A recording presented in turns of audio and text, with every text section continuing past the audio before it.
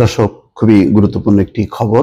সেটি হচ্ছে ১০ ট্রাক অস্ত্র মামলায় বাবর সহ ৬ জন খালাস। পরেশ বড়ুয়ার যাবজ্জীবন। পরেশ বড়ুয়ার মৃত্যুদণ্ড দেয়া হয়েছিল। মৃত্যুদণ্ডের বদলে তাকে এখন যাবজ্জীবন দেয়া হচ্ছে। আর লুৎফুজ্জামান বাবর, সাবেক স্বরাষ্ট্র প্রতিমন্ত্রী সহ ৬ জনকে খালাস দিয়েছে ১০ ট্রাক অস্ত্র মামলায়। এটা অত্যন্ত স্পর্শকাতর ঘটনা। যেখানে এই মামলার ব্যাপারে ভারতের অভিযোগ ছিল যে এই ১০ ট্রাক অস্ত্র পাকিস্তান অথবা চীন কোনো এক জায়গা থেকে এসছে, যে সেভেন সিস্টার, সেখানে বিচ্ছিন্নতাবাদীদের সহায়তা করার।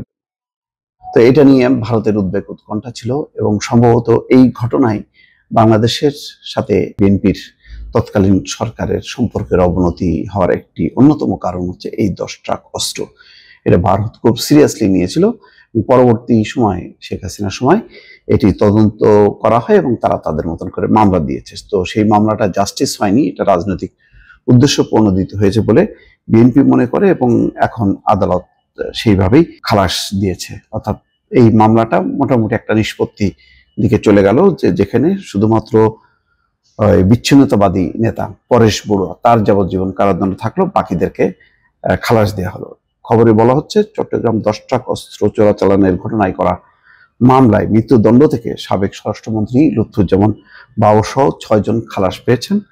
মৃত্যুদণ্ড প্রাপ্ত অপর ৬ আসামির সাজা কমিয়ে ১০ বছর করে কারাদণ্ড দেওয়া হয়েছে। মৃত্যুদণ্ডপ্রাপ্ত অপর ৬ আসামির সাজা কমিয়ে ১০ বছর করে কারাদণ্ড দিয়েছেন আদালত। আর মৃত্যুদণ্ডপ্রাপ্ত আসামি ভারতের বিচ্ছিন্নতাবাদী সংগঠন উলফার সামরিক কমান্ডার পরেশ বড়ুয়াকে যাবজ্জীবন কারাদণ্ড দেওয়া হয়েছে। এই মামলায় ডেথ রেফারেন্স ও আসামিদের আপিলের উপর শুনানি শেষে বিচারপতি মোস্তফা জামান ইসলাম ও বিচারপতি নাসরিন আক্তারের সমন্বয়ে গঠিত হাইকোর্ট বেঞ্চ আজ বুধবার এই রায় দেন। ২০১৪ সালের ১ এপ্রিল সিইউএফএল ঘাট থেকে ২০০৪ সালের ১ এপ্রিলের ঘটনা আটক করা হয়েছিল ১০ ট্রাক ভর্তি অস্ত্র।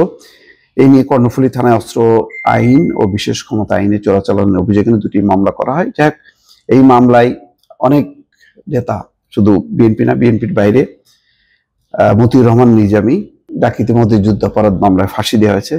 তাকে সাবেক স্বরাষ্ট্র প্রতিমন্ত্রী লুৎফুজ্জামান বাবর, ভারতের বিচ্ছিন্নতাবাদী উলফার সামরিক কমান্ডার পরেশ বড়ুয়া এবং ২টি গোয়েন্দা সংস্থার ঊর্ধ্বতন কর্মকর্তা সহ ১৪ জনকে ফাঁসির আদেশ দেওয়া হয়। অস্ত্র আইনে করা অন্য মামলায় যাবজ্জীবন কারাদণ্ড দেওয়া হয় একই আসামিদের।